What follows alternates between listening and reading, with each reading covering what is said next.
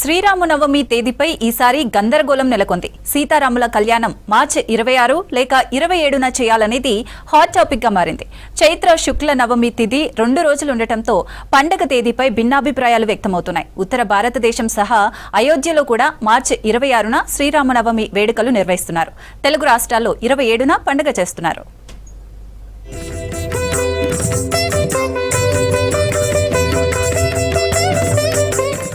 ఎంతో భక్తి శ్రద్ధలతో నిర్వహించే పండుగ శ్రీరామనవమి. ప్రతి సంవత్సరం ఘనంగా చేసే సీతారాముల కళ్యాణం ఈసారి తేదీల విషయంలో గందరగోళానికి దారితీసింది. ఉత్తర భారతదేశంలో మార్చి 26న పండుగ నిర్వహిస్తుండగా తెలంగాణ, ఆంధ్రప్రదేశ్లో 27న శ్రీరామనవమి వేడుకలు నిర్వహించేందుకు ఆలయాలు సిద్ధమవుతున్నాయి. భద్రాచలం ఆలయంలో శ్రీరామనవమి ఉత్సవాల కోసం భారీ ఏర్పాట్లు చేస్తున్నారు. రాముడు అనంటే ధర్మానికి మూర్తి భవించినటువంటి ఒక విగ్రహ రూపమే రాములవారు. అలాంటి రాములవారు శ్రీరామనవమి అని మనము పిలుచుకునేటువంటి నవమి రోజున ఆవిర్భవించినాడు. శ్రీ మహావిష్ణువు ఎత్తినటువంటి దశావతారాలలో 7వ అవతారమైనటువంటిది రామావతారం. ఈ రామావతారము త్రేతాయుగం లోపల చైత్రమాసంలో శుక్లపక్షమి రోజున మధ్యాహ్నము అభిజిత్ సమయంలో రామజననము జరిగింది.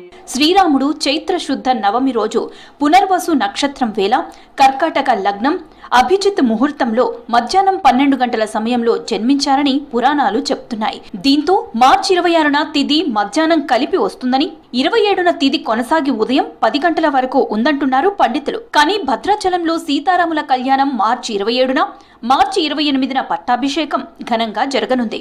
భక్తులు తమ ప్రాంత ఆచారాన్ని అనుసరించి పండుగను నిర్వహిస్తారని తెలిపారు పండితులు. రాముల వారు పుట్టిన సమయం లోపల నవమి మధ్యాహ్నానికి ఉంది. అదే సమయంలో పునర్వసు నక్షత్రం ఉంది, కర్కాటక లగ్నం ఉంది, 5 గ్రహాలు ఉచ్చ స్థానంలో ఉన్నాయి అనేటువంటిది మనకు రామాయణం ప్రకారంగా తెలుస్తుంది. అయితే అద్వైత సాంప్రదాయం పాటించేటువంటి వాళ్ళు నవమికి ప్రాధాన్యత ఇచ్చి నవమి రోజున శ్రీరామనవమి జరుపుకుంటున్నారు. పునర్వసు నక్షత్రము రోజున వాళ్ళు ఎంచుకున్నటువంటి సాంప్రదాయం ప్రకారంగా శ్రీరామనవమి జరుపుకుంటున్నారు. మనము ఈ గ్రంథాలను, పురాణ ఇతిహాసాలను పూర్తిగా క్షుణ్ణంగా పరిశీలించినట్టయితే నవమి మధ్యాహ్నానికి ఉన్న రోజుననే శ్రీరామనవమి జరుపుకోవాలి.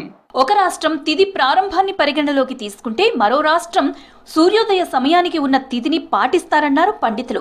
తేదీ వ్యత్యాసానికి ప్రధాన కారణం అవుతుందన్నారు. పంచాంగం నియమాల ప్రకారం సూర్యోదయ సమయానికి ఉన్న తిథినే ఆ రోజు పండుగగా పరిగణిస్తారన్నారు.